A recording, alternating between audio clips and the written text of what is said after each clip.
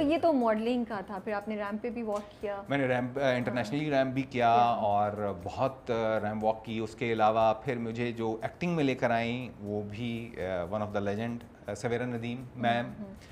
मुझे first acting का chance जो है वो मैडम सवेरा ने दिया और मेरा फ़र्स्ट प्ले था उज़्मा आपा के साथ, उज़्मा गिलानी। वो प्ले मैं कभी भी नहीं भूल सकता।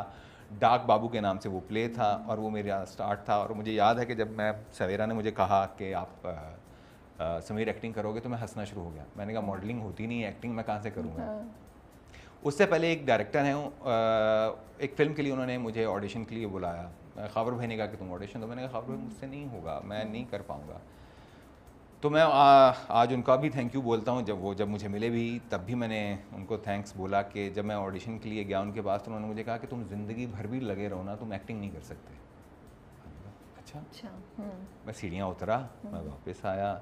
मैंने कहा यार अच्छा ये ज़िंदगी का सबसे मुश्किल टास्क है जो मुझे मिल गया है कि तुम एक्टिंग नहीं कर सकते। उसके बाद फिर मैंने मेहनत करना शुरू की। जब मैम सवेरा मिली, उनके साथ काम किया। फिर सरमद, मेरे स्टार्ट में सरमद ने मुझे बहुत हेल्प आउट किया।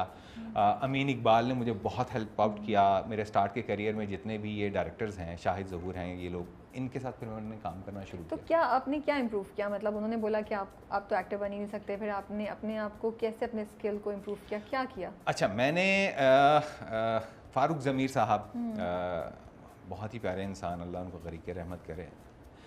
उन्होंने कहा कि तुम ना अपने वोकल पे काम करना शुरू करो। तो मैंने कहा अच्छा उसके लिए क्या करूं? उन्होंने कहा कि ज़िया मोहिउद्दीन साहब को सुनना शुरू करो।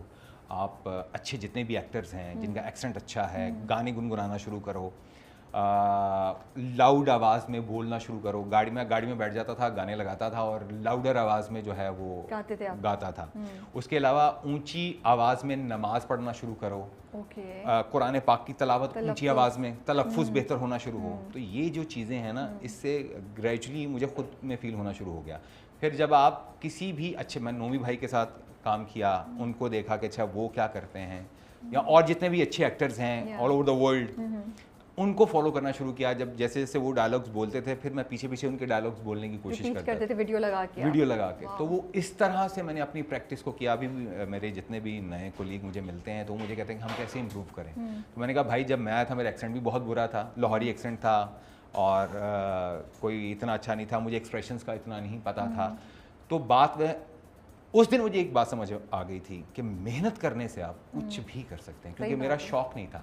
मैंने ज़िंदगी में कभी भी रुक कर शूटिंग नहीं देखी। मैंने ज़िंदगी में कभी भी किसी एक्टर के पास जाके उसका ऑटोग्राफ नहीं, बचपन में भी कभी नहीं सोचा कि मैं एक्टर बनूंगा या कुछ ऐसा? नॉट एट ऑल, ये कभी ख्याल नहीं। हाँ, एक दफ़ा ऐसा हुआ कि अच्छा अगर कोई मुझे ऐसे ही बचपन में कि अगर कोई मुझे रोक के कहे कि तुम एक्टर बनोगे तो तुम क्या जवाब दोगे? ये मैंने खुद से, मैंने कहा अच्छा, सॉरी मैं ये मेरा काम नहीं है। ये आपने बोल दिया ना नेवर, तो बस फिर तो बस वो उसके बाद से ऑनेस्टली मैंने इस फील्ड को 3-4 बार क्विट किया है कि मुझे नहीं करना। तो फिर वापस कैसे आ गए? किस स्टेज पे क्विट किया? सही बताऊं आपको? हाँ, सही बताऊं। आगे काम नहीं चला फिर वापस आ गए कि भाई यहाँ से पैसे तो मिल रहे हैं ना।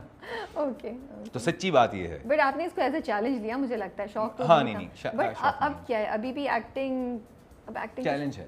अच्छा, पैशन नहीं बना है अभी भी? पैशन नहीं है। मैं हमेशा से डिफ़िकल्ट, मैं ज़िंदगी में कभी भी ख़ुद को हीरो नहीं लगा। मेरी अपनी ज़ात खुद को कभी हीरो नहीं लगी। हालांकि मैंने शुरू में तो आपने रोल्स किए हैं, मेन रोल आपके कुछ ड्रामों में तो आए हैं। हाँ, मैंने बहुत सारे प्लेस में मैंने किया। ये मैंने लास्ट सुनो चंदा था जिसमें फ़र्स्ट टाइम मैं एज अ फादर आया। और उसके बाद जब मुझे ये लगा कि मुझ पर एक कहीं कॉमेडियन की छाप तो नहीं लग जाएगी, या मुझे सिर्फ ये है मेडिसिन चाहिए, तबीयत ख़राब हो रही है, लोग मुझे सिर्फ इसी ब्रैकेट में ब्लॉक ना कर दें। तो उसके फ़ौरन बाद मुझे अपॉर्चुनिटी मिली मुश्क की, इमरान अशरफ का लिखा हुआ मुश्क, और उसमें एहसन तालिश ने उसको डायरेक्ट किया।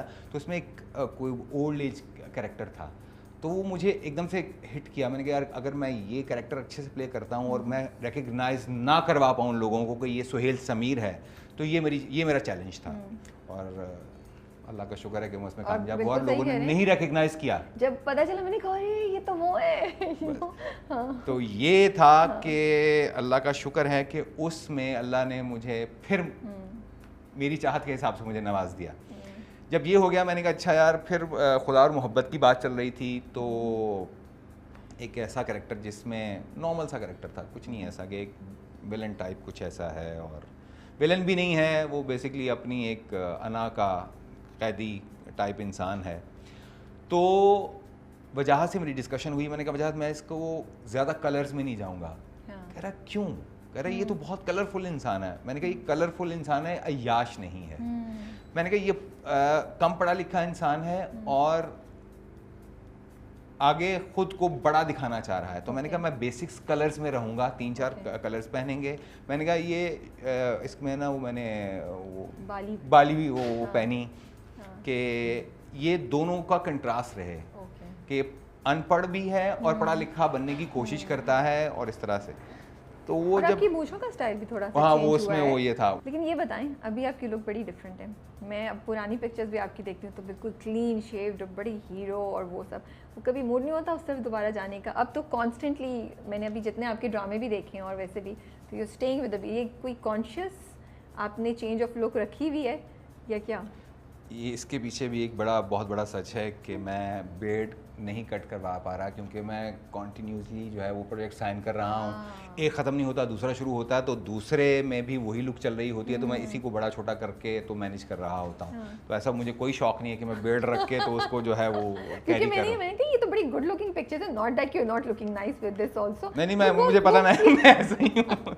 वो मैंने थोड़ी चेंज किया, मैंने कहा मैं पूछूंगी कि क्या फिलॉसफी है इसके पीछे। फिलॉसफी नहीं, सिर्फ ये है कि मैं कमिटमेंट के साथ चल रहा होता हूँ कि अगर मैंने एक प्रोजेक्ट अभी कंप्लीट नहीं हुआ होता तो मुझे उसकी कमिटमेंट को पूरा करने के लिए मैं एक फ़िल्म कर रहा हूँ पिछले कोई 1.5-2 साल से। उसका नाम है चौधरी। तो उसमें मेरी ये लुक थी और वो फिर मैं बेड को नहीं बना सका और उसी में फिर ये सारे प्रोजेक्ट्स होते चले गए। तो बस इसी में थोड़ा बहुत चेंज करके अपनी बेड और लुक्स को कि किसी तरह से मैं अपने प्रोजेक्ट्स कंप्लीट करवाऊँ और मेरी वजह से कभी ऐसा ना हो कि कंटिन्यूटी जंप आए।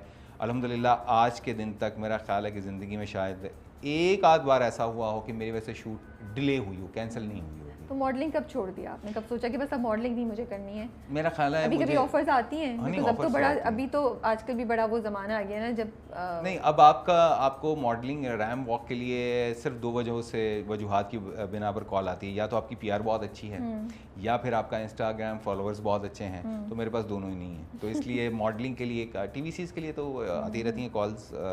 बट ये सोशल मीडिया का प्रेशर फील होता है आपको बिकॉज इंस्टा पे कि पोस्ट करें वो करें और यू आर लाइक नहीं यार मैंने नहीं करना, बस जो है वो है। मैं बीच में मुझे होता है थोड़ी देर के लिए, कुछ दोस्त मुझे मोटिवेट करते हैं कि नहीं तुम्हें करना चाहिए, तो फिर मैं करता हूँ। और इसमें सबसे ज़्यादा इनिशिएटिव है एहसन भाई का और अपना नादिया का। ओके ये मेरा इंस्टाग्राम भी इन दोनों ने ही उन्होंने एक्टिव करवाया। अच्छा। और तुम देखो तुम्हारे इंस्टाग्राम फॉलोअर्स कितने बढ़ेंगे और तुम पोस्ट नहीं लगाते और तुम्हें होना चाहिए, ये सब कर रहे हैं। तो स्टार्ट में तो मैंने किया, फिर मुझे ये एक ड्यूटी लगना शुरू हो गया। और हाँ, और मेरे लिए अच्छा मुझे ये लगता है कि मैं क्या खा रहा हूँ, मैं खा रहा हूँ, मुझे दूसरों को क्यों बताऊँ कि मैं क्यों खा रहा हूँ, मैं क्या खा रहा हूँ। लोगों को जानना है कि क्या खा रहे हैं आप। आपने सही है, मेरा ख्याल है कि कुछ चीज़ें ऐसी हैं कि आप अपनी हर बात हर एक से कैसे शेयर कर सकते हैं, तो मुझ में ये नहीं है। अब हमारे यहाँ पे सारी शादियाँ सोशल मीडिया के ऊपर हो रही होती हैं, इवन दो प्रेगनेंसीज़ की भी सारी जो है वो डिटेल्स उस पर जा रही होती हैं। तो मुझे लगता है कि कुछ खुशियाँ और कुछ गम आपकी अपनी ज़ात की हद तक ही महदूद रहें तो अच्छा है। आप ही उनको जाने और आप ही उनसे एंजॉय करो और आप ही उन पर दुखी हों। ज़रूरी नहीं है कि आप एक पूरे न्यूज़पेपर की तरह अपने सारा कुछ छाप के रख दें।